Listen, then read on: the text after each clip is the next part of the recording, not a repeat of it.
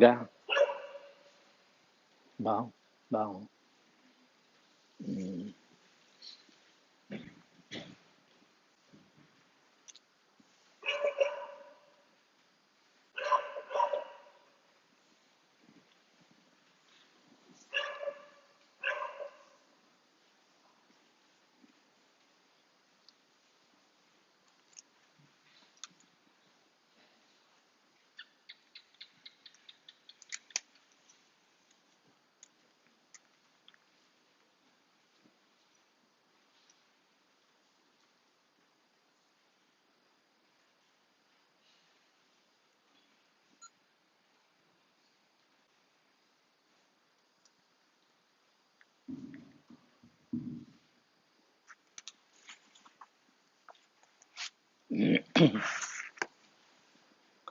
Good evening to all of you, and welcome to Vihara Buddha Gautama. I guess for a number of you, this is the first time you're here. Sit comfortably. Brother Bhakstan asked me to speak on a few topics and answer a few questions. So I will try to do that. And I'm sure you all are quite tired, so I'll try to do it as soon as I can. And after that, you can ask questions, anything about the Dhamma. Okay, the first topic I'd like to talk about is can a lay person be totally liberated from the cycle of rebirths in this lifetime?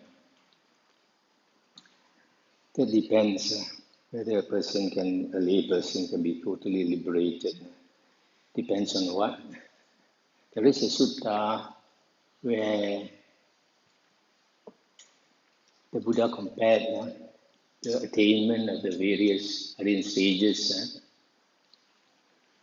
with the threefold training. Threefold training is a training in the sila, samadhi, and panya. Sila is virtue or moral behavior, and samadhi is concentration, and panya is wisdom. So the Aryan Eightfold Path can also said to be sila, samadhi, and panya.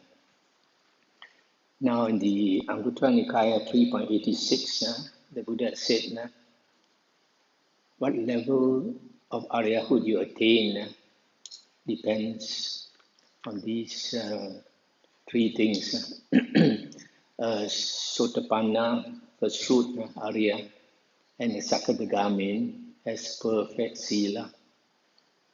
Perfect sila and the Aryan Eightfold Path is generally considered to be right speech, right action, right livelihood. Right speech, right action, right livelihood. If you investigate these three factors, it is actually 7 precepts, 3 body precepts and 4 verbal precepts. If you all listen to my Dhamma talks, this is explained in detail. So, Sotapanna and Sakadagamin, they have a perfect sila. And Anagamin, third fruit, has perfect sila and perfect samadhi. Now, perfect samadhi in the Buddha's teachings and the sutras is said to be the 4 jhanas, 4 rupa jhanas, 4 form meditative absorptions. So to become an anagamin, you need at least 4 jhanas. And then Arahant has perfect sila, perfect samadhi, and perfect panya. So an Arahant also has perfect samadhi. So Anagamin and Arahant, they need 4 jhanas. But Sotapanna and Sakadagamin, they don't need 4 jhanas. But there's a difference between these two attainments. There is a sutta in the Samyutta Nikaya, Sutta 56.40. There it is stated clearly that a Sotapanna does not need jhana. A Sotapanna does not need jhana. But comparing with other suttas, although it's not stated specifically, we find that the Sakadagamin, the second fruit Arya, must have the first or the second or the third jhana. First or the second or the third jhana. So only the Sotapanna does not need any jhana. So it is very common for lay people to attain Sotapanna. Now all levels of Arya, there are 8 levels of Arya. First path, first fruit, second path, second fruit, third path, third fruit, fourth path, fourth fruit. And only the fourth fruit Arya has finished his work. The other 7 have not finished their work. But there's one thing common with all of them is that all of them must have right view. The lowest Aryan stage is the first path, also said to be stream entry. And in the sutta, the Buddha said, when you say stream entry, the stream refers to the Aryan Eightfold Path. So stream entry can also be said to be a path entry, entry into the Aryan Eightfold Path. And the Aryan Eightfold Path consists of 8 factors. And according to Majjhima Nikaya Sutta 117, you practice the Aryan Eightfold Path in a definite way, not in a haphazard way. You must attain first the first factor, which is right view. And right view will bring you to the second factor, which is right speech. And that will bring you to right thoughts. Will bring you to right, the second one is right thoughts. And then that will bring you to the third one, which is right speech. And that will bring you to right action, right livelihood, right effort, right mindfulness, and right concentration. So the Aryan Eightfold Path must be practiced in that way. There are many suttas, other suttas that explain this. So for a lay person, it's very easy to attain stream entry if you are an intelligent person, an intelligent, straightforward, honest person. There's one sutta where the Buddha said, let an intelligent, honest, straightforward person come to me. I will teach him the Dhamma. So only this type of person can understand the Dhamma and attain stream entry. So this Sotapanna, the sutta say, once you attain the path, it takes some time before it turns to fruit. Later books like the Abhidhamma, it says, immediately, once you attain the path, you will attain the fruit, the next conscious moment. It's a very serious contradiction with the suttas. A lot of people, they believe the Abhidhamma is a true teaching of the Buddha. If you can find just one contradiction with the suttas, you know it's Abhidhamma is not the Buddha's teaching. It was written much later. Historians have verified this. Now, how is it different? If a person attains the path and immediately it turns to fruit, that means you have no chance to do offering, dana, to a path attainer. Yeah? Because once he attains path, before you can offer anything to him, it's already turned to fruit. Yeah? So there's no chance at all to do dana to a path attainer. But in the suttas, it is very clear that you can do dana to a path attainer. I think the Dakina Vibhanga Sutta, Majjhima Nikaya 142, it is said that if you make an offering to a path a path attainer, the merit is much more than you do dana to a whole lot of putujana, ordinary worldly. And then he also says, if you do dana to 100 first path attainers, the merit is less than giving to one first fruit attainer, sotapanna. And giving to 100 sotapanna, the merit is less than giving to one second path attainer. Similarly, like that. So it's very clear that you can make offerings to path attainers, so they do not exist just for one conscious moment. The Buddha says in the suttas that before the path attainer passes away, the path will turn to fruit. At the very latest, when he's about to die, when he's about to pass away, the path will definitely turn to fruit in the same lifetime. So now, can a lay person attain Sakadagami? It is possible if that lay person can attain the first or the second or the third jhana.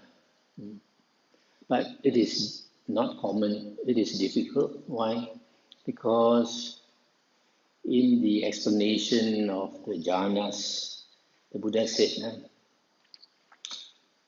among aloof from sensual desires, aloof from unwholesome states, enters and abides in the first jhana.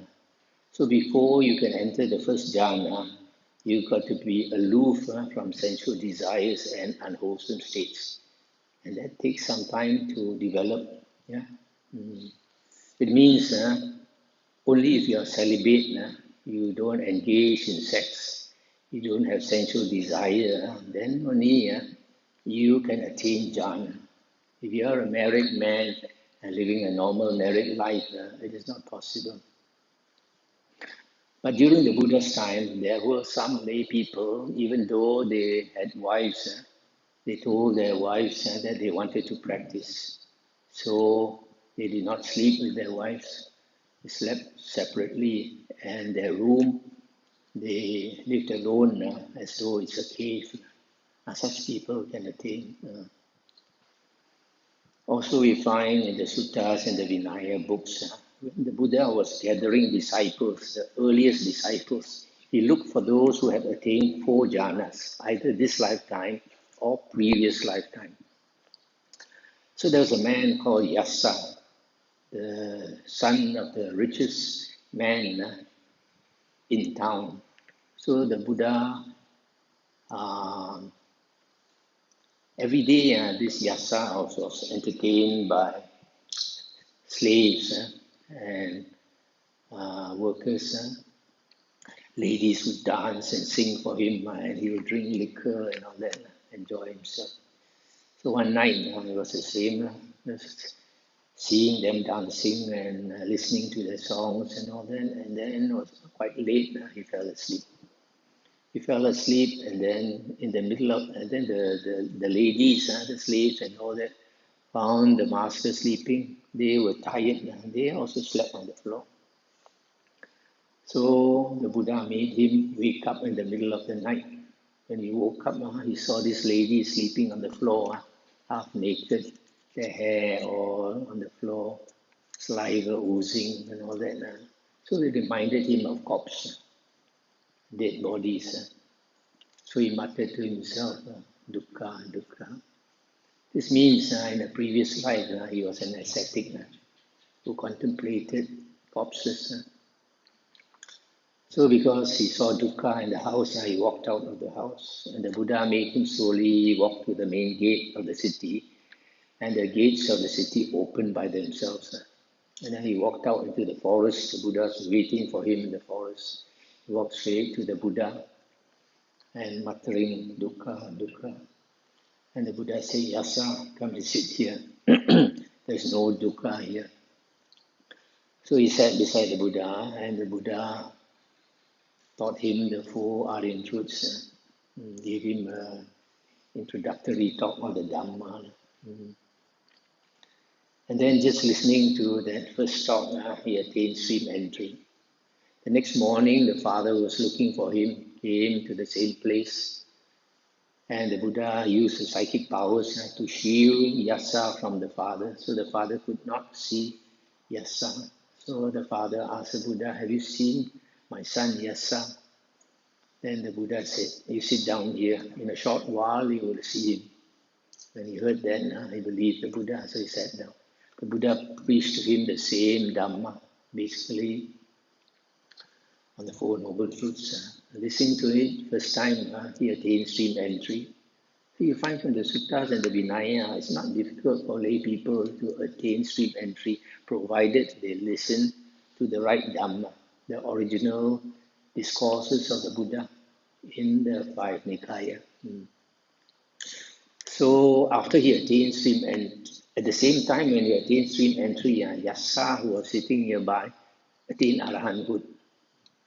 No meditation, just listening, attained Arahanthood. Then after that, the Buddha let the father see the son. Then the father was very happy and then told Yasa, he said, "Your mother is pining for you, so worried, you better go home quickly." And the Buddha told the father, "Yasa is a different man now. He has like attained Arahanthood." So the father understood. So you see, once a lay person attains Arahanthood, he cannot go back to a normal lay life. Why? Because that self, he has eliminated the self. That old lay person self has died.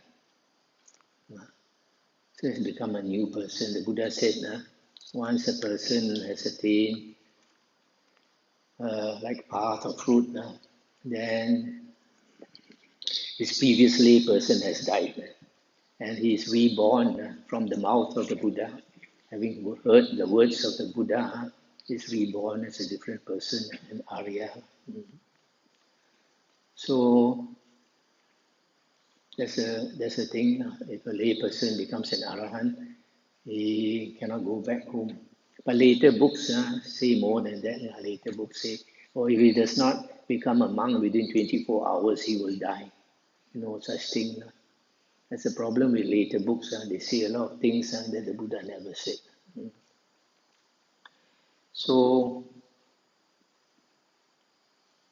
you see from here, actually, a lay person can attain stream entry and Sotapanna without difficulty if he is intelligent. But higher stages is difficult.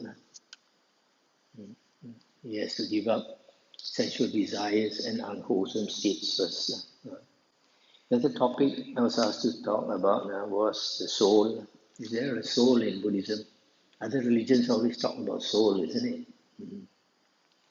In Buddhism, the Buddha said anatta. And some books translate anatta as no soul. Why is that? Why do they translate as no soul? Actually, anatta means there is no thing that is permanent, that is not conditioned, that is everlasting. No such thing in the whole world. Everything is changing in the whole world. So we have to look at the meaning of the word soul.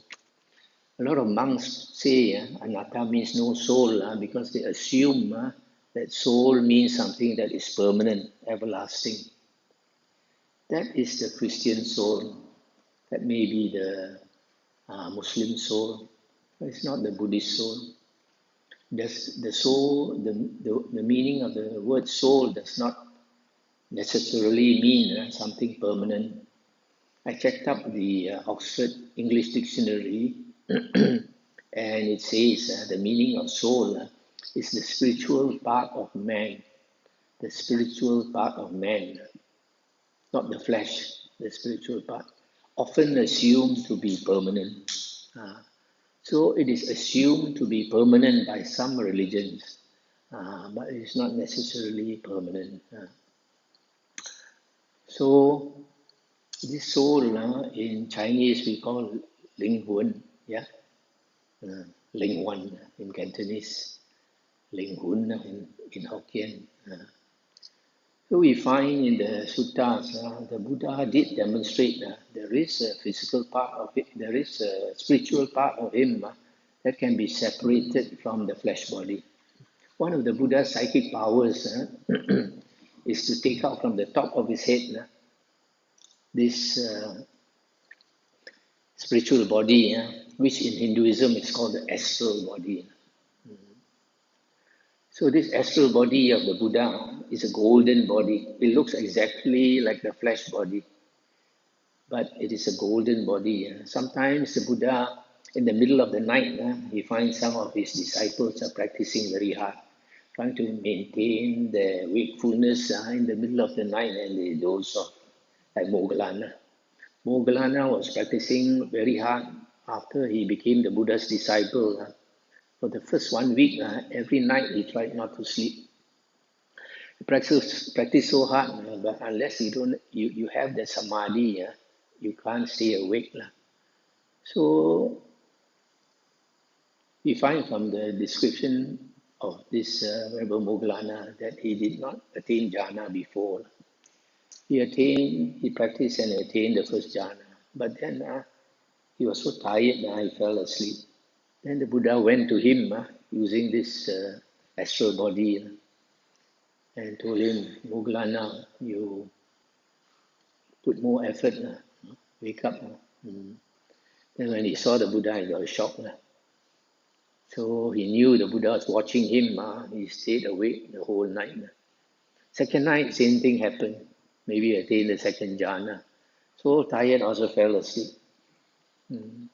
When you're physically exhausted, you can't keep your body straight, Sometimes we are meditating, we are physically too exhausted, we have to go like that. But we know we are going like that, but you can't help it because you are too physically exhausted.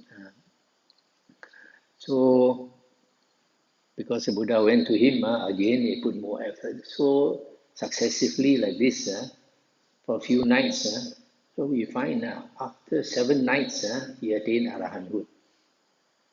Once he attained arahanthood, the Buddha says, an arahant is mindful 24 hours a day. An arahant doesn't sleep, you find some monks saying they are arahant and they fall asleep, you can be sure it's not an arahant. Arahant is mindful 24 hours a day. So you see, somebody like Yassa, he, because of having 4 jhanas in the previous life, just listening to the Dhamma, he can attain. In fact, there's one sutta, 46, Samyutta Nikaya, 46.38, where the Buddha says, when a monk listens to the Dhamma with eager ears, attending to it as a matter of vital concern, directing his whole mind to it, at that time the 5 hindrances are abandoned, and the 7 bojjhanga, 7 factors of enlightenment, come to fulfillment. So when you don't have the 5 hindrances and you have the 7 factors of enlightenment, that is the condition for attaining the paths and the fruits. That's why you find that most of the Aryans described in the suttas and the Vinaya, they attain the various stages of Aryahood when they were listening to the Dhamma with eager ears, attending to it as a matter of vital concern, directing the whole mind to it. Stream entry is also attained like that. Sakadagamin, Anagamin, Arahanthood also is attained like that. We find in the Vinaya books, the first 1060 Arahant disciples of the Buddha went to them because they had attained 4 jhanas. Never asked them to meditate. Just spoke the suttas to them, and all of them attained arahanthood just by listening. So you see the importance of listening to the Dhamma. But you must listen with eager ears, attending to it as a matter of vital concern, directing the whole mind to it. Nowadays, some people say, what's the use of listening? It's all book knowledge and all these things. That's not what the Buddha said. The Buddha said, when you listen, directing the whole mind to it, the five hindrances are not there. So, okay, so coming back to the soul. So this soul, this linh huấn, is astral body inside us. When we die, this astral body comes out. It is said in the suttas that if a person's karma is so bad that he's going to be reborn in hell, what happens when he dies is that the beings from hell come up and drag him down to hell. What do they drag? They're not dragging his corpse. They're dragging his astral body, dragging his soul. Also in the suttas, the Buddha said, if a person after dying is going to take rebirth in the womb, there must be three conditions. First, this Gandhabba, this being that's going to be reborn in the womb must be there. In the suttas, it's called Gandhabba. In later books, they call it the intermediate body. I think in Chinese, they call it Zhong Yin Sen. So this being must be there. This being is not later books like Abhidhamma, they say it's just consciousness. But Sutta says you cannot have consciousness without the five khandhas. You must have five khandhas. And some people who remember their past lives, they say they were reborn as a small being, a few inches. They didn't know where to go.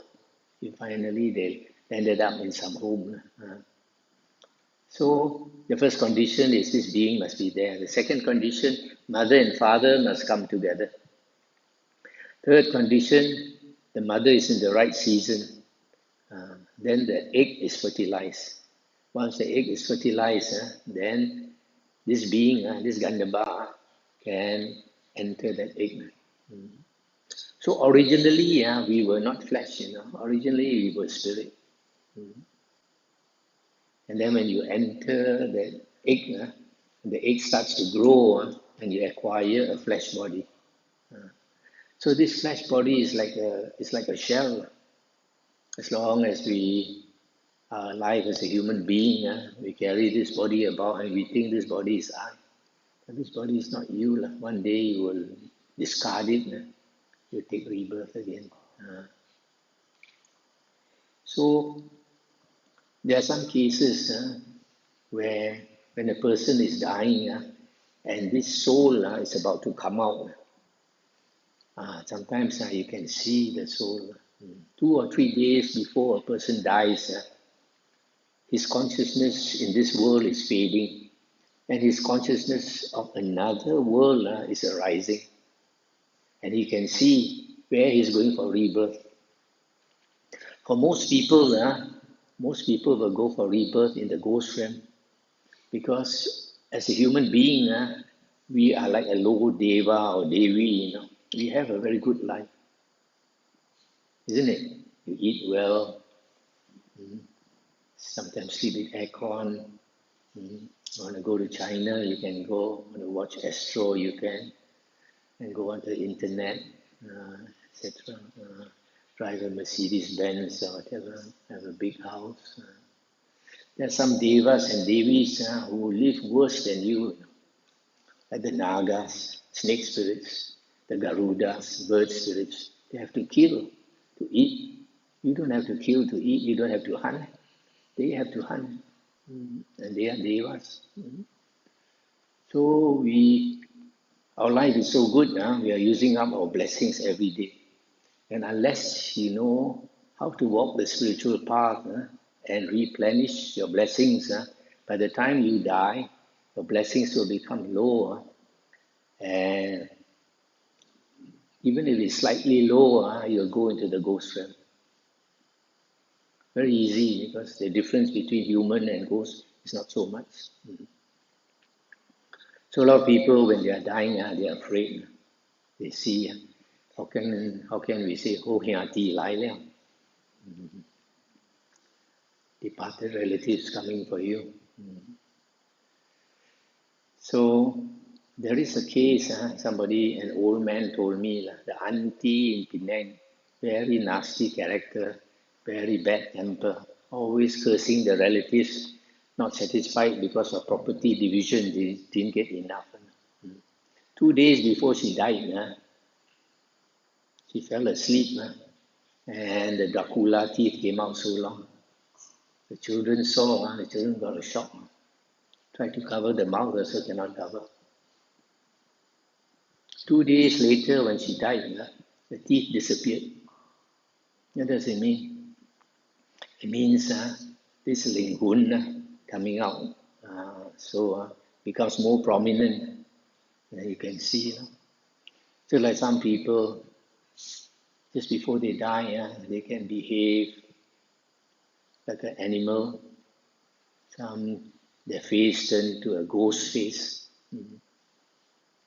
Last year, one of our young devotees, the mother was dying of cancer. He called me up. He got a shock because a few days before the mother died, the face turned into a ghost face. He was so frightened. So these things happen. So from here, you can see that this Lingun does exist. And because we have this soul inside us, although we can't see, the ghosts can see, the devas can see. So if you have a ghost inside you, the ghost can harm you, and then if, for example, you drive at night, cause you to have an accident, and then you become his girlfriend or the boyfriend. But if you have a deva body, astral body inside, they cannot harm you.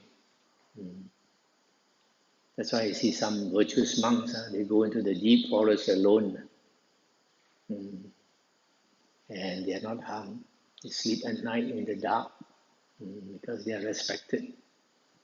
These devas and ghosts, they can read our mind. You know what type of character you are. So this is about the soul. Third topic I was asked to talk about is metta meditation. Whether we can send metta to somebody who's sick and somebody who's angry. Suppose somebody is angry and you send metta to him, let the temper cool down. Boleh. Boleh if you have psychic powers. If you don't have psychic powers, not so easy. Sometimes it works if they know, for example, your relative is in a coma and you speak nice words to that person. Some people in a coma, they can hear. So if he knows, he can be happy. So first, that person must know. Secondly, that person must want to receive it, happy. Last time when I first learned Buddhism, I learned about metta, about compassion and all that. So one day, that time I was a young man, I went with one old man to the forest to look for herbs. So I went to that forest, quite a big forest. So I was thinking of metta to all these beings around, the tree spirits and all that.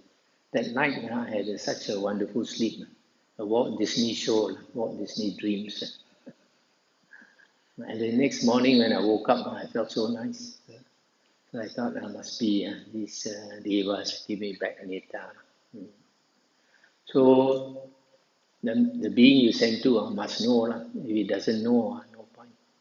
Just like some people, they think their relative is in a coma in the hospital. So they do dana and they transfer merit. The person doesn't know, cannot receive. So like you are here, you make a cup of coffee and you invite your mother in KL to have to share with you this coffee. Can or not? Firstly, doesn't know. Secondly, how to accept. So first condition must know. Secondly, want to accept. So metta doesn't work unless you have psychic powers or the other party knows about it. But in the Buddha's teachings, in the Buddha Suttas, we find the Buddha taught metta, karuna, and all that two ways.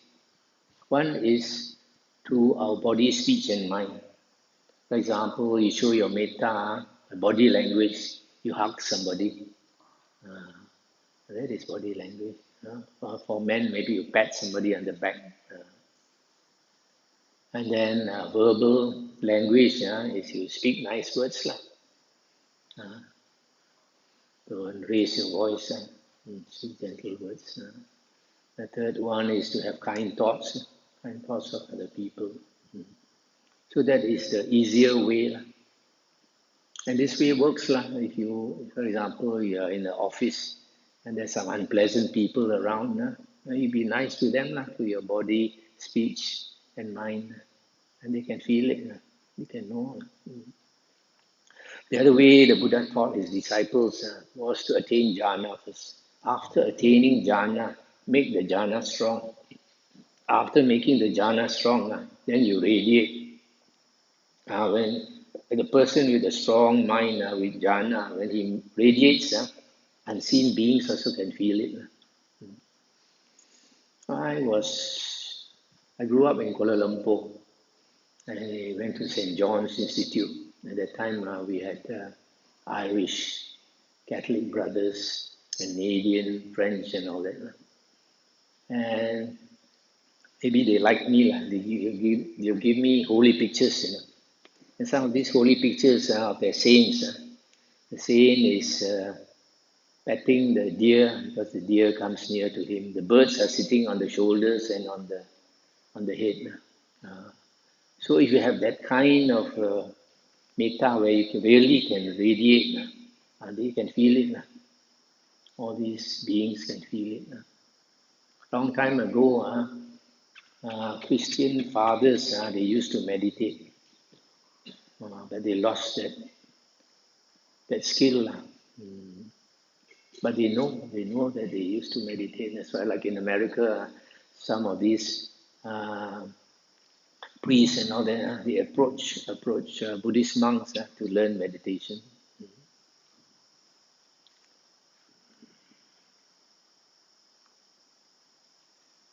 The other thing I was supposed to talk about was this about ghosts. There is a sutta where the Buddha was asked by a Brahmin. And the Brahmin asked the Buddha, he said, Bhagava, we Brahmins have a custom. If our relative passes away and we want to help our relative, we offer food.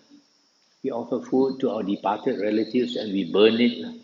It's something like our Qing Ming. Yeah? But Qing Ming we take back and voila, yeah. Indians they don't eat, they burn it. So he asked the Buddha, do they actually get it or not? So the Buddha said it depends on where your relative is reborn. If your relative is reborn in heaven, he don't need also. Reborn as a human also won't get. Reborn as an animal also won't get. Reborn in hell also won't get. Only ghosts will get. Then the man asked, what if my relative is not reborn as a ghost? And the Buddha said, if the particular relative is not reborn as a ghost, you still have many relatives in the ghost realm. Sometimes we have forgotten about our relatives, whether this life or previous life. They are still in the ghost realm. And when they need help, if they are very desperate, they come to you. I've heard of many stories, sometimes even after 10 years.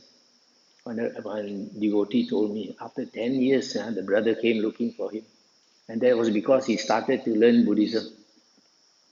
Because he started to learn Buddhism, the dead brother realized there's a chance that he can help. To enter the sister's body and ask for the brother. So these things happen. There are many stories like that. So ghosts, only ghosts we can help. Other realms we cannot help. And the Buddha did not say why, but I guess because only ghosts come back. Only ghosts can come back. The others cannot come back. Devas can come back, but then they don't need to come back. They're having such a good life. They don't want to come back unless they're extremely attached to you. So in Buddhism, either we make offerings directly, like in Penang, they do this poto. They offer food by the roadside. And but you must inform these beings that you are giving it to them. You give them permission, they can eat. You don't give them permission, they can't eat. The other way is like going to, you do charity either to old folks home or to orphanage or to the sangha of monks, and then you transfer merit to them. And usually I tell people it's best before you do to inform them and then you transfer merit. There are many stories about these ghosts coming back for help, but no time to talk. If you are interested, you listen to my Dharma talks, especially the Hokkien one, more stories. Okay, and now your questions are, how can we ensure our departed parents will not fall into the woeful plains? You cannot ensure.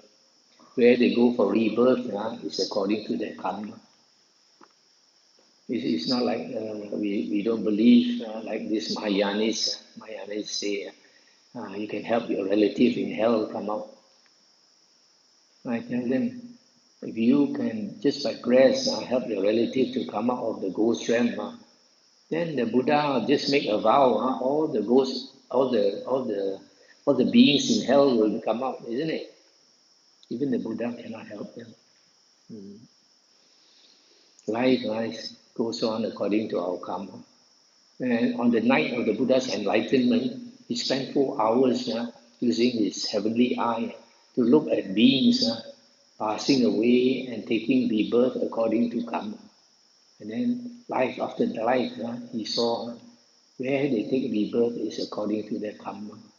So what actions we do will determine our character, and that will determine the nature of our soul, and that will determine where we go for rebirth. So in the Buddha's teachings, if you want to go to heaven, you got to xiu heng, sao hang. Sao hang means sao hang wai. Xiu heng is xiu heng wui. Change your character. Because the Buddha said if you want to take rebirth in heaven, you have to change your character so that you acquire the character of a deva or a devi. So before you die, your soul has already changed into a deva or devi. And then when you pass away, that deva or devi soul will go to heaven. But you're a Ngao Jing and you think Omitofut, you will go to heaven. That's wrong view. No such thing in the original Buddha's teachings. So we can't help our parents after they have passed away. But if they are reborn as ghosts, then we can only give them food and clothing. Two things important for the ghosts. The most important is food. The second, some of them have no clothes. They want clothing. Many years ago, I went to Telok Intan to give Dharma talk, and they told me about an old lady who had just passed away. She had been chanting Amitabha Buddha for 30 years. When she was about to pass away, the last few days, she was crying. And they asked her why. She said, who took away all my clothes? I'm naked. But everybody saw that she's wearing clothes. So she saw she is going to be reborn as a ghost without any clothes. So there are some ghosts that don't have clothes. So only ghosts only need two things, clothing and clothes. If the Sangha does not inform us, we do not know their needs and so how to perform our duties. In the monks Vinaya, if you want to offer something to the Sangha, you can ask, Bante, what do you need, or what does your monastery need? You ask and the monk will tell you. If you don't ask, a monk is not supposed to ask anything from you unless you are a relative. If you are a relative, even you don't ask also, you can. So you can ask the monk what he needs. Of course, if the monk asks for something that's beyond your what, then you don't give lah.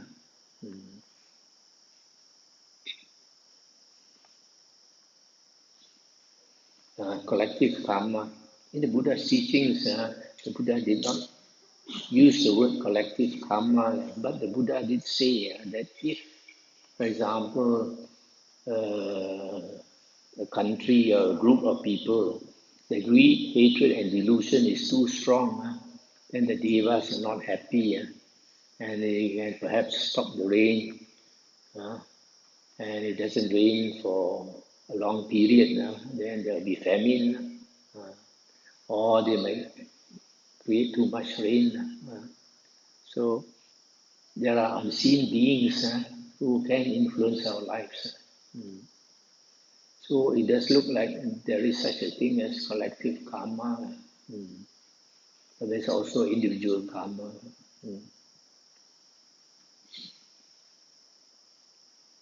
Somebody asks, why do people not remember their past lives? It's good you don't remember your past life, because if you remember, it's very painful.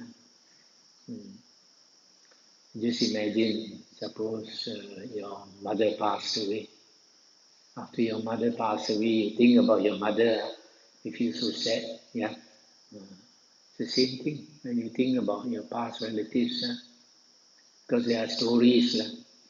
There was one young girl who was reborn, and she kept asking the parents to bring her home. And after she went home, saw her relatives, called them by their personal names, everything.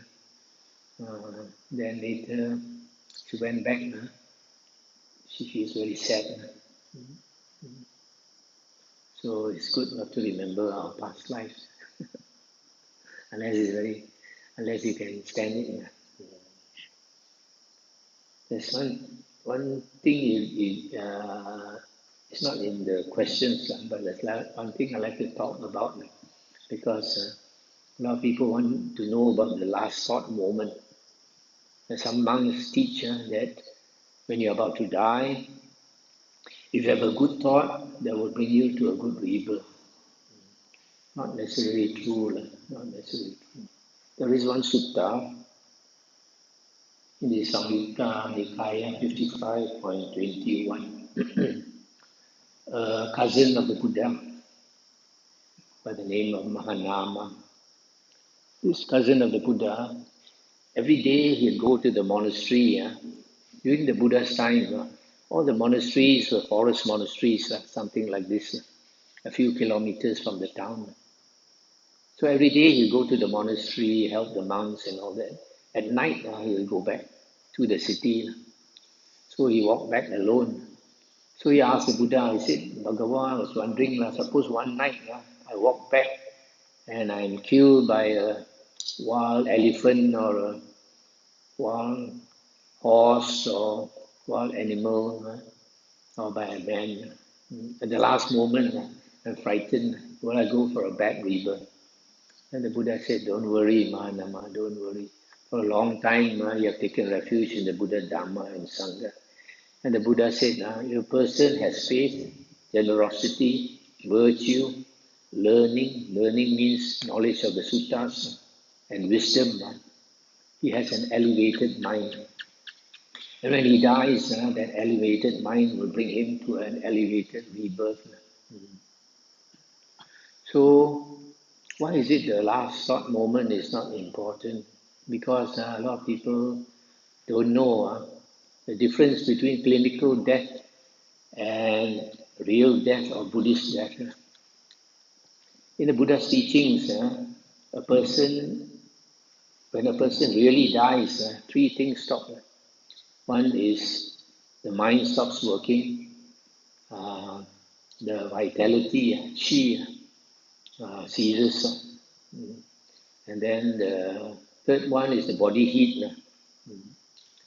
So when a doctor examines a person and sees that the breath has stopped, the pulse has stopped, that means the heart has stopped, the doctor says this person is dead. But that person is not dead as long as the body is warm. So there are cases where after a few days that person can wake up. So as long as the body is warm, he is not dead and the mind is working. So when a person is dying, the senses, the six senses, shut down one by one. So when the doctor says a person is dead, the five senses shut down except the mind.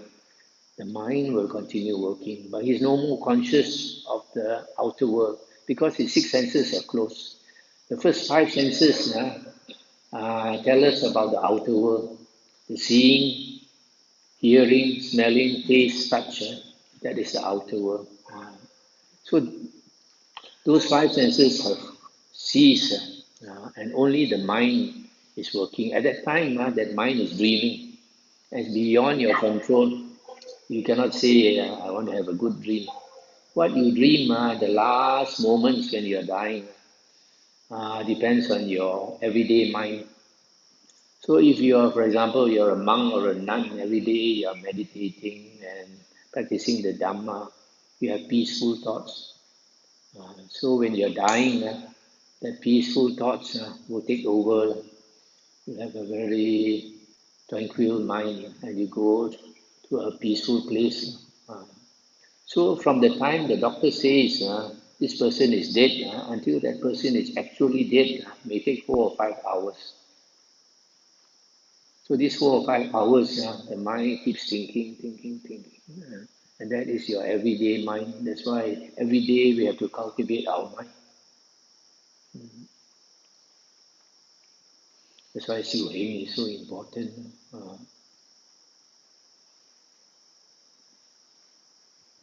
Okay.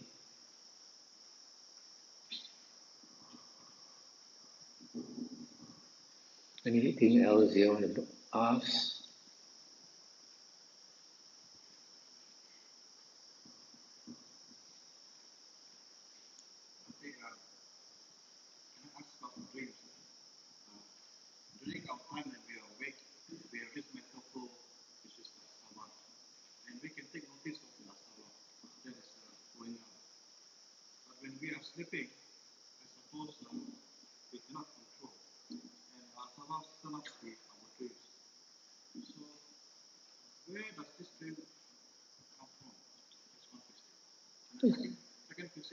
Wait, one by one.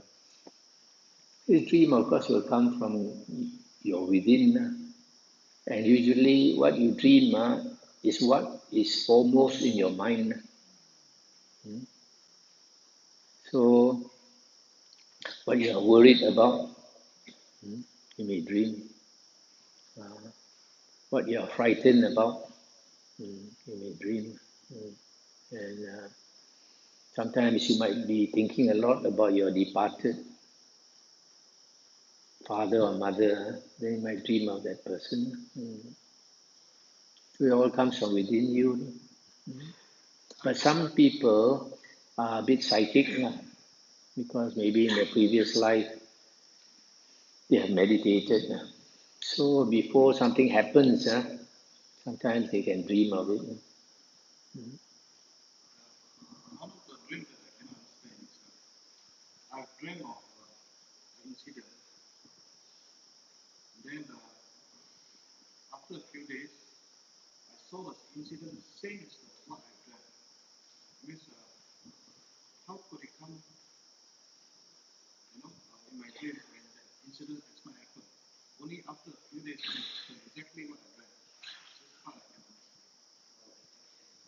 In Hinduism, They say everything is in the akasha, in the space. When your mind is elevated, you can read the past, the present, and the future. So, like the Buddha, he talked about the next Buddha, Maitreya Buddha or Metteyya Buddha. Hasn't come, how come he knows? So, if your mind is developed, you are able to see.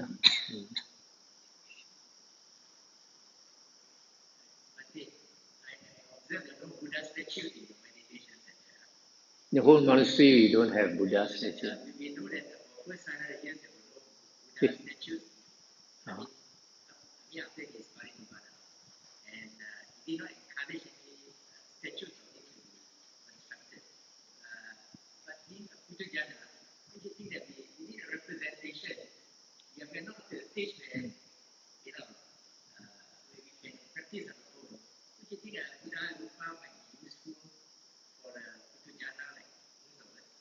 Yes, but this monastery is not only for Putujana.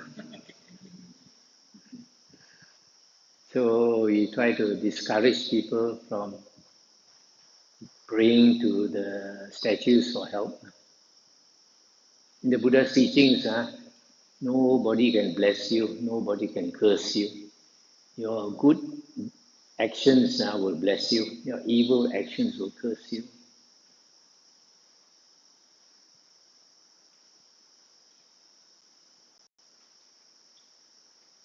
We are trying to practice according to the original Buddha's teachings.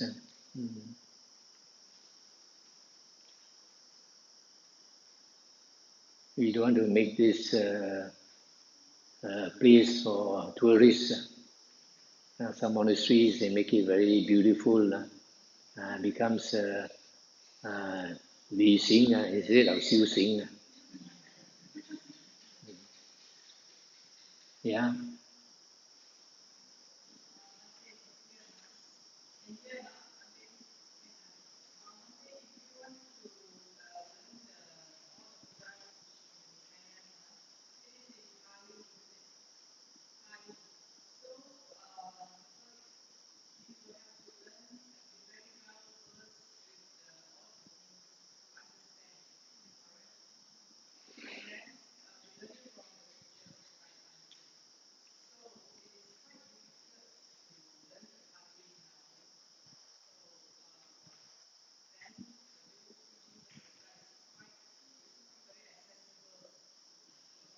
If you want to learn the suttas, the earliest discourses of the Buddha, there are translations available.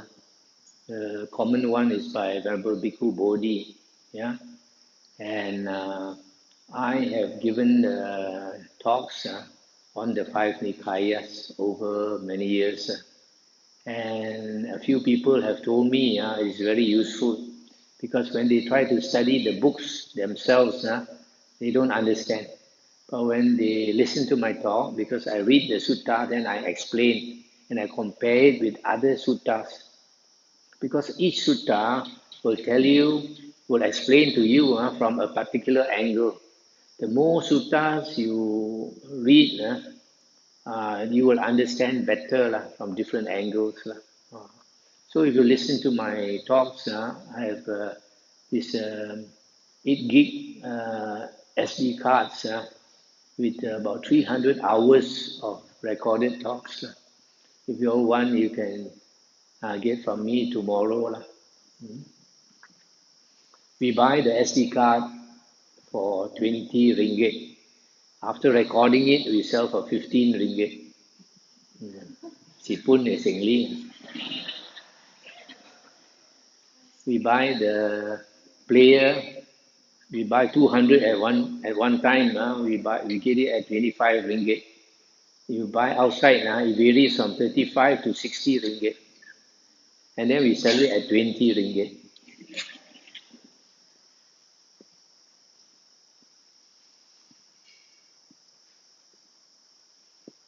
You want to encourage people to listen to the Dhamma. If you listen to the Dhamma and you can understand, there's a very good chance that you can attain stream entry. And then you find your direction in life has changed already. You're no more chasing after all the worldly happiness, worldly enjoyment, because it's fleeting, it doesn't last. You want something that can bring with you for a long time. When you practice the right Dhamma, you improve, you get a lot of happiness inside. And this happiness is different from worldly happiness. Worldly happiness is very shallow and short-lived. But this spiritual happiness lasts.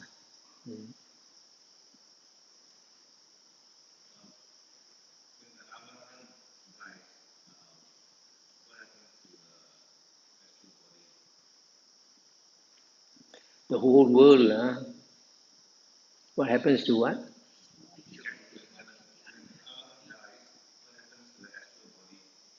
Oh, this the whole world arises from consciousness. When you look at the 12 links of dependent origination, it is said when consciousness vijnana arises, it arises together with nama rupa. And when it ceases, nama rupa also ceases. So nama rupa is the object of consciousness, object of vijnana. And what is that object? Once you are conscious of the whole world. There's some monks say that nama rupa is body and mind. It is not only body and mind. It is the whole world. And the whole world has two components. One is the material world, that is rupa, the physical world. The other one is the mental world, nama. And nama means your mental working, other beings' mental working, your feelings, your perceptions, your thoughts, your volition, etc. And similarly, other beings. But if you investigate more, you find that even the physical world is actually part of consciousness. In the Buddha's teachings, the physical world is described as earth, water, fire, wind. Earth is the hardness element, just like the wall. A brick wall is hard to you. Yeah? Water is the fluidity. And fire is heat. And wind is motion. Yeah, yeah. So the whole world, physical world, comes from these four. And qualities derived from these four things. For example, form, sound, smells, taste, touch. All these derive from earth, water, fire, wind. Now, this hardness is a perception. It's a perception. So, for example, you try to walk through the brick wall, you get a bump on your head. Yeah. But for a ghost and for a deva, you can just fly through the wall. Where's the hardness? No hardness for them. Yeah. Similarly, if your karma is so bad and you see yourself in hell, you are burned by the fires of hell. But an arahant goes to visit you, he goes into hell, he's not burned. So you find the world, how the world appears to you, how you perceive the world is different for different beings, depending on your mind. That's why in the Buddha's teachings, mind is so important. So the physical world is not actually what it seems. It's only perception. And perception is a type of consciousness. It's a type of consciousness. So even the material world is a type of consciousness. This is what quantum physics is coming to. Quantum physics slowly is realizing the material world, matter, is actually consciousness. That's why in Hinduism it is said, that's one holy man, he said, you are pure consciousness. Everything is consciousness. So there are basically two types of consciousness. Living beings, like humans, we have six consciousness: the seeing consciousness, hearing, smelling, taste, touch, and thinking. Yeah. So in the first five consciousness, the seeing, hearing, smelling, taste, touch, creates the outer world, and the thinking creates the inner world. Yeah. So in the six consciousness, you see the world, you see your physical body, you see your astral body, etc. But for an arahant, when he passes away, you see this physical world is a world of impermanence. Everything is changing, and because of impermanence, anicca, it is dukkha. It gives you dukkha because anything that gives you happiness, you want to cling to it, but it will change and give you suffering. Yeah. The more you love, the more pain you will feel when it goes away. Yeah. You see, like the Taj Mahal, the emperor, he loved his wife so much. When the wife passed away, I could not bear it. Created this monument. Yeah. So, so this is a characteristic of the world, impermanence. So, because the six consciousness creates this six consciousness, the flow is called asava. The flow, you can translate it as uncontrolled mental flow, uncontrolled mental flow. It is so strong that when you are not doing anything, you start thinking, yeah, daydreaming, and then for you to go to sleep, if you can't turn off this computer, you can't go to sleep. Yeah. So you have to relax, stop thinking, then you fall asleep. But once you fall asleep, it runs again and you start dreaming. So this consciousness creates an impermanent world, which is a world of suffering. So if you can destroy the flow of consciousness, an arahant is called a kina sava, one who has destroyed the asavas. So he has destroyed the tendency of the consciousness to flow. So when he passes away, the consciousness stops flowing. So there's no world. So the world is like a dream. In the dream, we see ourselves as the main actor or actress.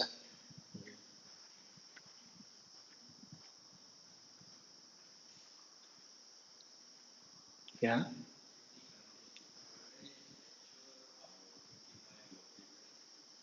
Say again. I can't hear. Actual what mind? Huh? Oh, the thinking mind is inside the consciousness, no? In that consciousness, you have six organs. Yeah, six organs: the eye, the ear, the nose, tongue, body, and mind. And the last one is mano. Mano is the thinking mind.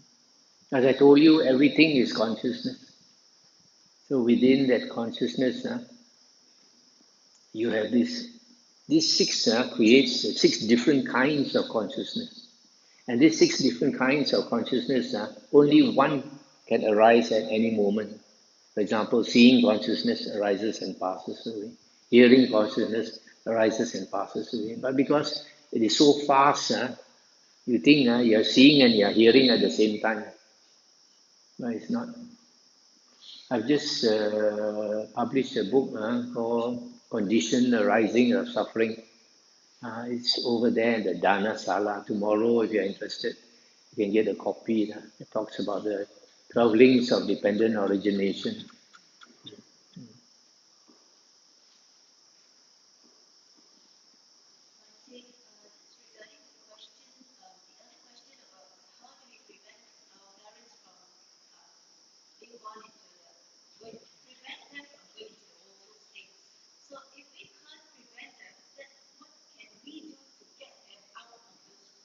You can't get them out. Even the Buddha also can't get them out. How can you get them out?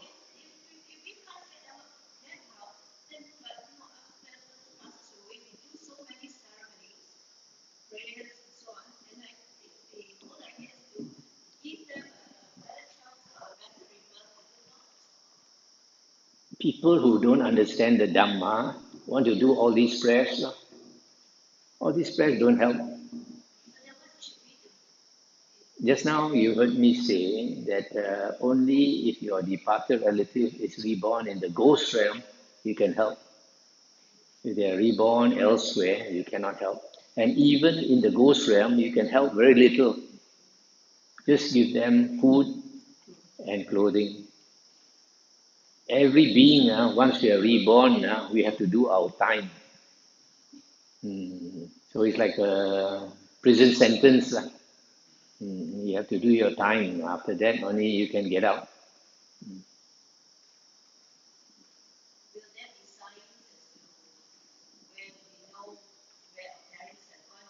If you want to help your parents, you should help before they pass away. The Buddha said, you want to help your parents 4 ways. One is, if they don't have faith in the Buddha, Dhamma, and Sangha, bring them to have faith in the Buddha, Dhamma, and Sangha. And you can only do that if you teach them the Dhamma or you give them the chance to listen to the Dhamma. Secondly, if they don't have Sila, they are not morally upright. Teach them to keep the Sila, become morally upright. Thirdly, if they are stingy, they don't like to do charity, you help them to become generous, to like to do charity. Fourthly, if they don't have wisdom, you get them to listen to the Dhamma so that they can get wisdom. There are many things in the Dhamma and the Buddha's teachings explained so clearly. Last time, before I came into the Dhamma, I had 1001 questions. After I listened to the Buddha's discourses, the five Nikayas, I find all the questions answered. Because whatever you want to ask now, during the Buddha's time, they used to ask the Buddha, and the Buddha has answered everything. So you must take the effort to listen. If you take the effort to listen, you'll find you get a lot of joy, a lot of happiness, and it's a lasting happiness from listening to original words of the Buddha. There are some people that I know of 3 or 4 persons who had depression, serious depression. After they listened to the Dhamma talks, they cured their depression. And a few months ago, one lady, she had anxiety disorder for several years. And she came to tell me, she said 1 year ago she came here. I gave her my SD card with the Dhamma talks. And she listened to it and she got hooked onto it. Every day she said she listened 3 or 4 hours every day. And after 1 year, she said she cured her anxiety disorder. So you must make the effort. No pain, no gain.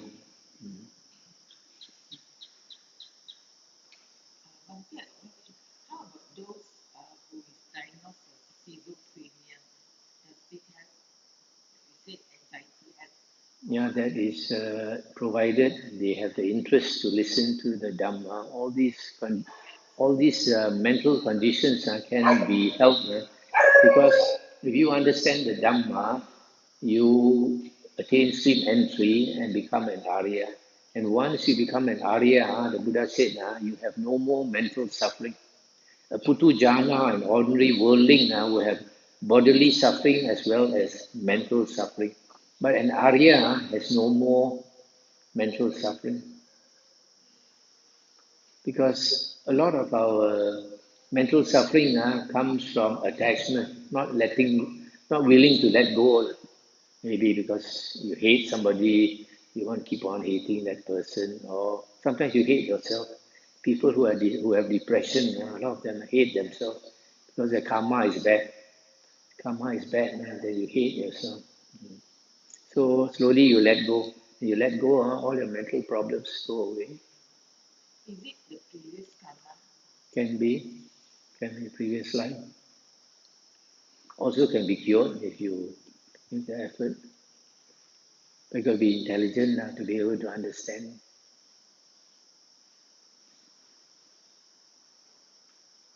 Any other question?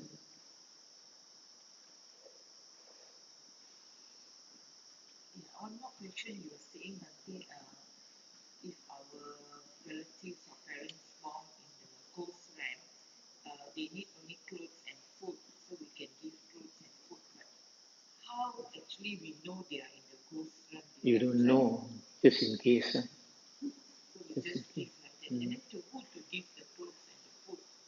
Just now I mentioned either orphanage or old folks home or to the Sangha, monastery, anywhere.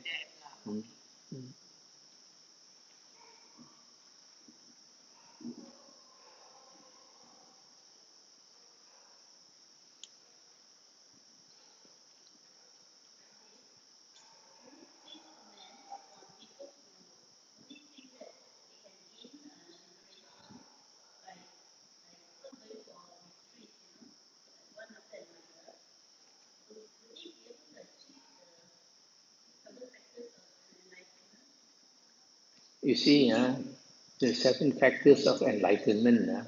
The first one is sati bojanga. So a lot of people think sati is mindfulness.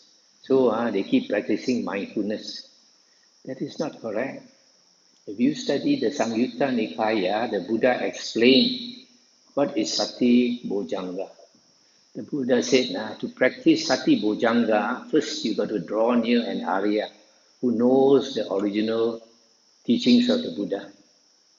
After you draw near to him, then if you show respect, he will teach you the Dhamma. After you have listened to the Dhamma from him, you must remember the Dhamma. That is how the Buddha explains Sati Bojanga. Remember the Dhamma, the original Dhamma of the Buddha. The word Sati actually means remembering. And when we say the 4 objects of Sati, body, feelings, mind, and Dhamma, the Buddha is trying to tell you to remember to put your attention to contemplate these 4 things, to remember, because if you don't remember to put your attention on these 4 things, normally our attention will go out to the sights, sounds, smell, taste, touch, and thinking. That is the way the normal mind goes out. And the Buddha said, if the mind goes out to the eye, the ear, the nose, all this, the Buddha said that is Mara's playground. Mara is trying to bait you with beautiful sights, beautiful sounds, etc. And you will get caught by Mara. You don't want to leave this world which is enjoyable. So the word sati is to remember to put your attention on these 4 things. So in sati bojanga, as a factor of enlightenment, you must remember the Dhamma. The second factor is Dhamma Vichaya Bojanga. Dhamma Vichaya means investigation of the Dhamma. After you listen and remember the Dhamma, you must investigate it. Why you must investigate it? Because the Buddha said the Dhamma is not so easy to understand. The Buddha said in one sutta, there are innumerable nuances, innumerable details, innumerable implications. So you find now, for example, when you listen to a sutta the first time, you catch certain important points. When you listen to the same sutta the second time, you find, how come you catch more points that you did not catch earlier? And when you listen to the third time, you'll be surprised. Some more jewels come up, some more important implications that you did not catch earlier. That's why you have to listen to the suttas again and again. And if you don't listen enough, you won't remember.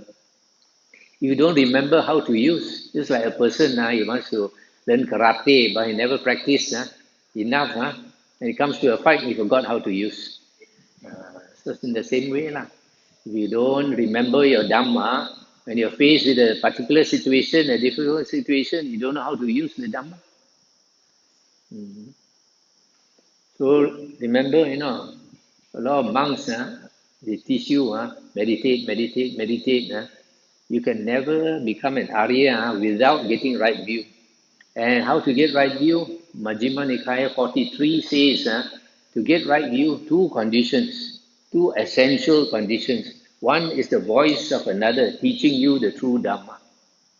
The second is yoniso manasikara, focus attention. Focus attention means you listen to the Dhamma with eager ears, attending to it as a matter of vital concern, directing your whole mind to it. That's the meaning of yoniso manasikara.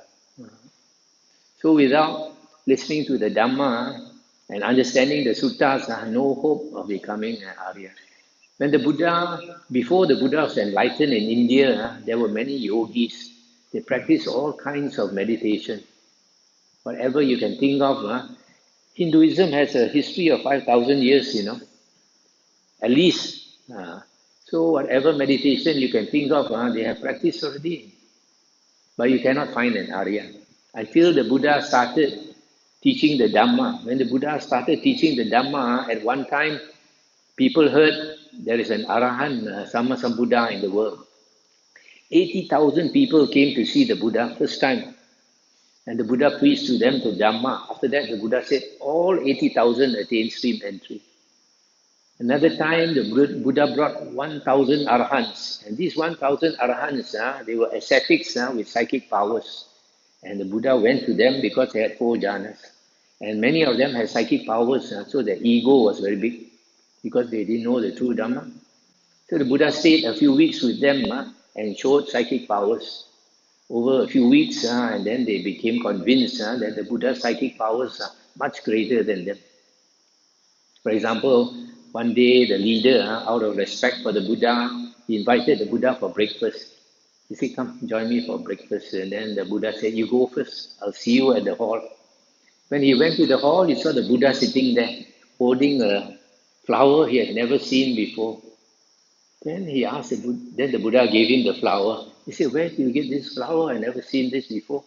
The Buddha said, I went to Tavatimsa heaven, I came back to give you this flower.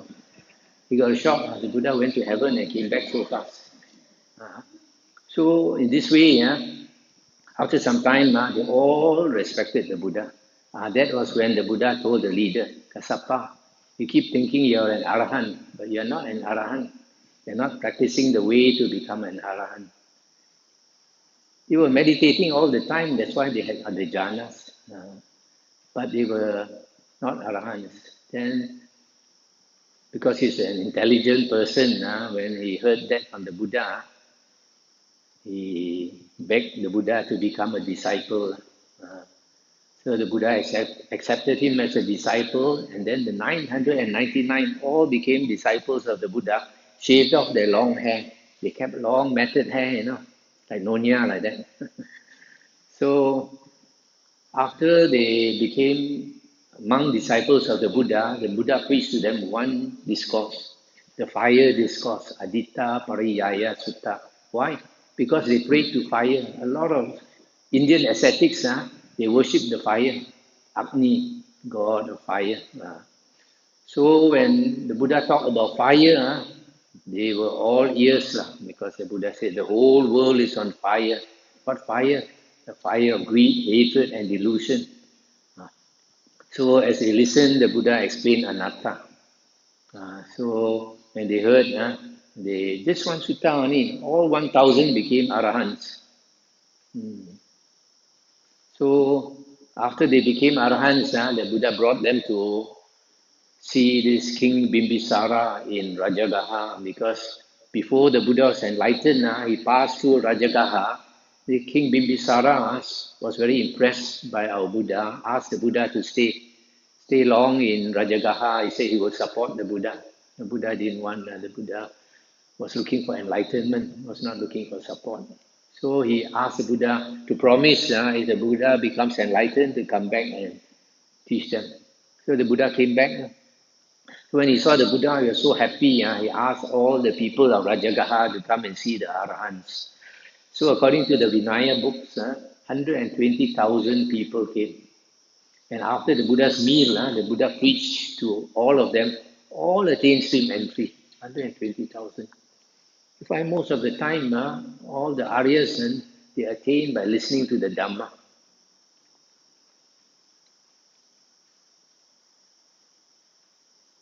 Okay? In Malaysia, we are exposed to Theravada, Mahayana, Vajrayana, and then things like factors of enlightenment. The Theravada and the Mahayana, they differ a bit. So how do you know which one is the right view and which one is not the right view? You must investigate more. Investigate more, you'll know. Like historians, they have made a lot of research. The Buddha said that his true Dhamma will last 500 years, meaning it will not be polluted for 500 years. Also meaning that after 500 years, it will be polluted. And the Buddha, surprisingly, the Buddha said very clearly in the, like Samyutta Nikaya 16.13, the Buddha was talking to Kassapa. The Buddha said, Kassapa, the true Dhamma will not disappear as long as the fake Dhamma does not arise. But when the fake Dhamma arises, then the true Dhamma will slowly disappear. And the Buddha also said, a time will come when people find it very difficult to distinguish between the true Dhamma and the fake Dhamma. And the Buddha gave a simile of gold. The Buddha said, right now, everybody is selling real gold, so people want to buy. But a time will come when fake gold will appear. At that time, people cannot see the difference between real gold and fake gold. At that time, it will be very difficult. So the Buddha saw very clearly that there will be fake Dhamma. And the Buddha said his true Dhamma will be unpolluted for 500 years. So during these 500 years, we must know what is the Dhamma. Luckily, we had Emperor Asoka. Emperor Asoka was so devoted to the Buddha, he created these stone pillars by the roadside and asked men to carve out the words of the Buddha on these pillars. Now, after over 2,000 years, they have dug up these stone pillars. They find during the time of Emperor Asoka, there were only 5 Nikaya, no Abhidhamma, no Mahayana Sutras, no commentaries, nothing else, no Visuddhimagga, only the 5 Nikaya and 5 books of the Vinaya. So this is the original Dhamma. Historians have found this out also. So it's very clear that the later books appeared after 500 years. Also, there is a sutta in the Digha Nikaya, Sutta 29, where the Buddha said that his teachings of the holy life are perfect and complete. Perfect and complete means you cannot make it more perfect. You cannot make it more complete. In other words, our Buddha is the topmost Buddha. A lot of people don't realize, our Gautama Buddha is the top Buddha. Other Buddhas, at the most, can only equal our Buddha, cannot be better than our Buddha Gautama. Because his teachings, he said, are perfect and complete. Also, the Buddha said in this sutta that if you want to add to his words, you don't see his Dhamma. If you want to add to his words, means the later books, the later books were written by people who don't see the Dhamma. If you don't see the Dhamma, you don't have the Dhamma Chakku, vision of the Dhamma, meaning you are not an Arya. So those people who wrote the later books like the Abhidhamma and the Mahayana Sutras, they are Putujana, they are not Arya. Some people say the Abhidhamma is so profound, must be the words of the Buddha, because they don't investigate more. If they investigate more, you find similar teachings in Mahayana. And because of their later teachings, you find they see a lot of things that the Buddha never said. In the suttas, the Buddha never talked about Kalapa, talk about Bhavanga, Javana, Patisandhi Chitta, Chuti Chitta, all these in Abhidhamma, not mentioned at all by the Buddha. The Buddha said his teachings are perfect and complete. Why do you want to add some more teachings? It is the same with Mahayana. You find in Mahayana teachings about consciousness, they can write very profound thesis on consciousness, and they come up with the seven consciousness, the eight consciousness. So profound, must be the words of the Buddha.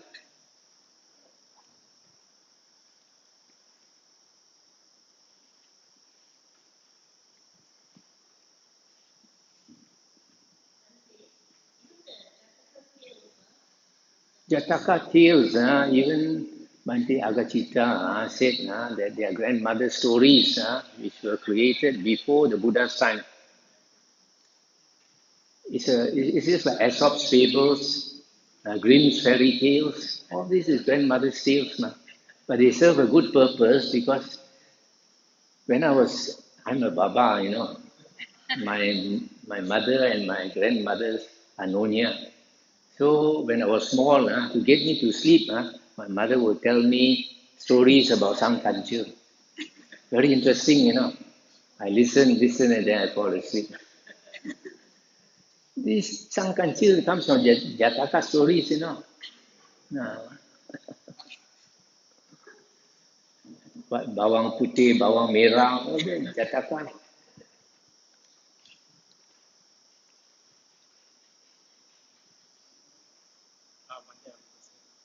Let's say we lay people probably want to aspire to become a stream enterer. Is there a way that we can know that we have become a stream enterer?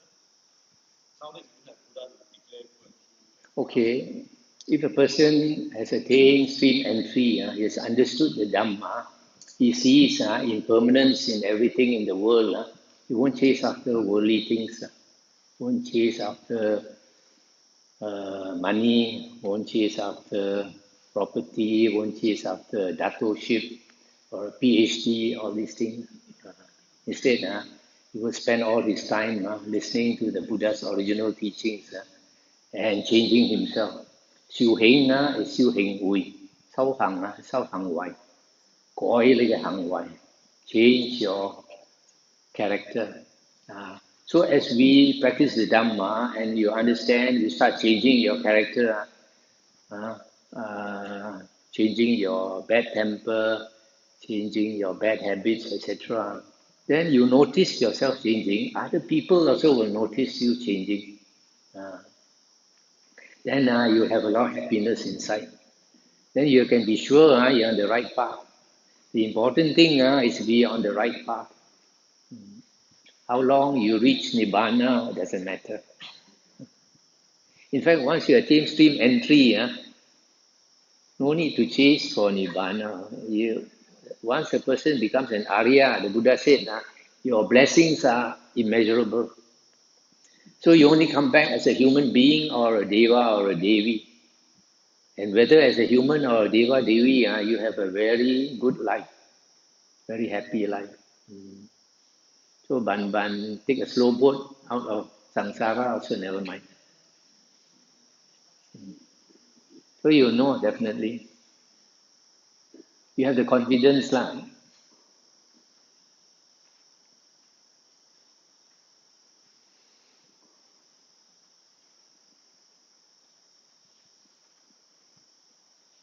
Yeah.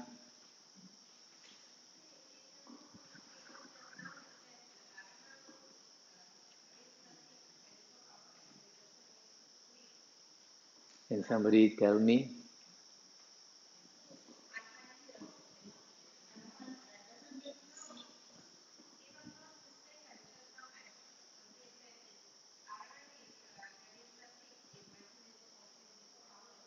Yeah. Doesn't need to sleep. He sleeps in jhana.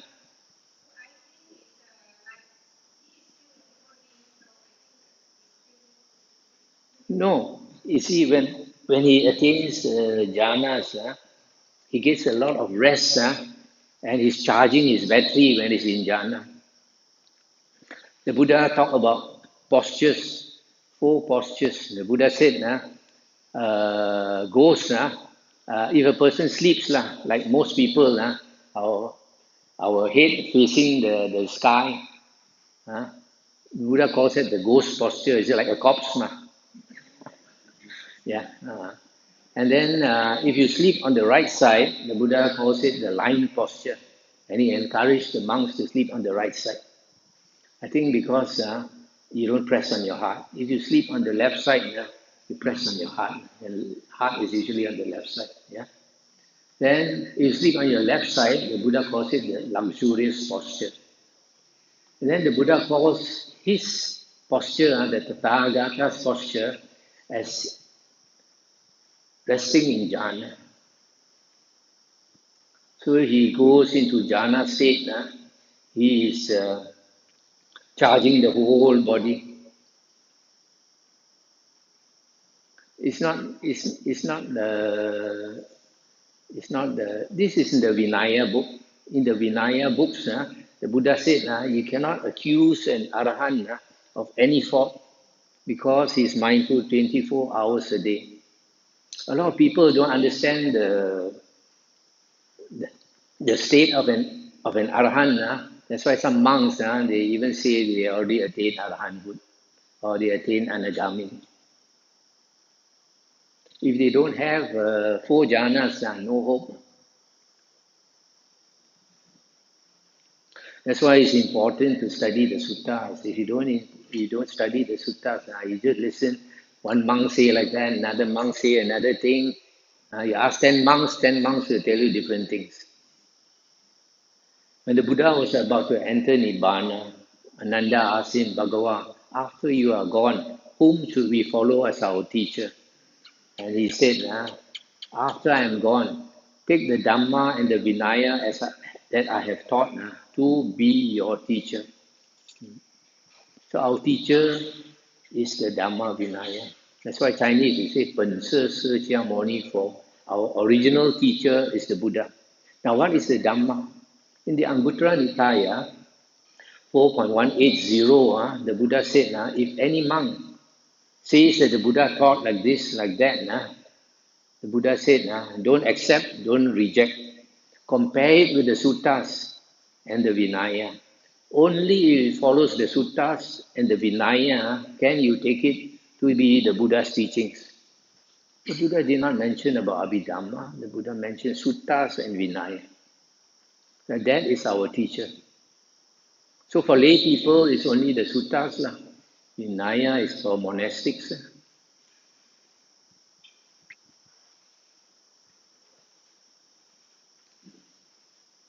You'll be surprised if you study the suttas.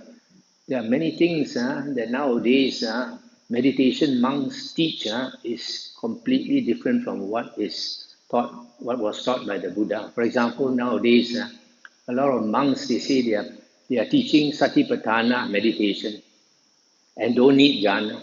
Yeah, it's very common. We know many monks say they are teaching satipatthana and they don't want jhana. You know what the sutta says in the Satipatthana Sangyutta of the Sangyutta Nikaya?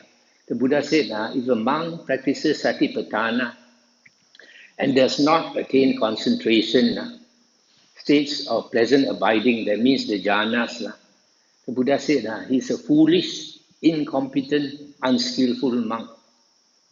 Foolish, incompetent, unskillful monk, teaching Satipatthana without jhana. And in the Majjhima Nikaya, I think it's Sutta 43, I think, it is said, Satipatthana is the basis of Samadhi. In other words, to attain Samadhi, you must practice Satipatthana. Satipatthana is the tool you use to attain jhanas. That is why, remember Anuruddha, one of the arahants with the great psychic power, all the 6 psychic powers he has, and his mind opened up so huge, he can see 1,000 world systems like in the palm of his hand. And they asked him, Bante, what did you practice to attain such great psychic powers? What did he say? He said, I practice Satipatthana to attain psychic powers. Satipatthana is the basis of Samadhi. This is very clearly stated in the suttas.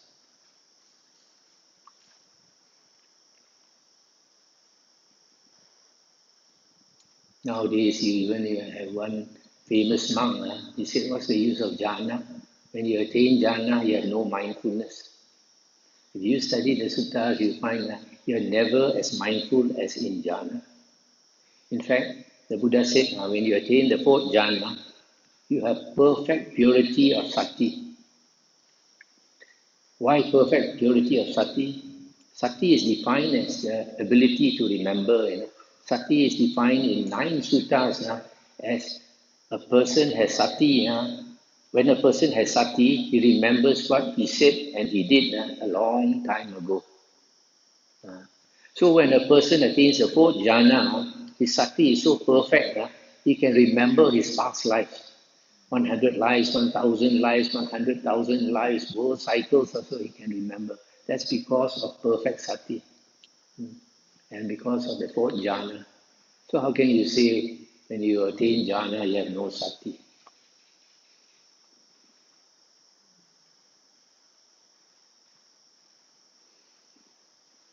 Okay, I think there's a lot for you to digest already. You have to go back and think about it. Tonight you have a good sleep. Tomorrow you can wake up at 6 o'clock and help prepare breakfast. Breakfast is 6:45. Come, we invite the Devas and Devis to rejoice with us. You repeat after me. Itavata chamhi sambatang punya sampadang sabe deva sabe bhutta sabe satta anumodantu sabha sampati siddhya sadhu sadhu sadhu.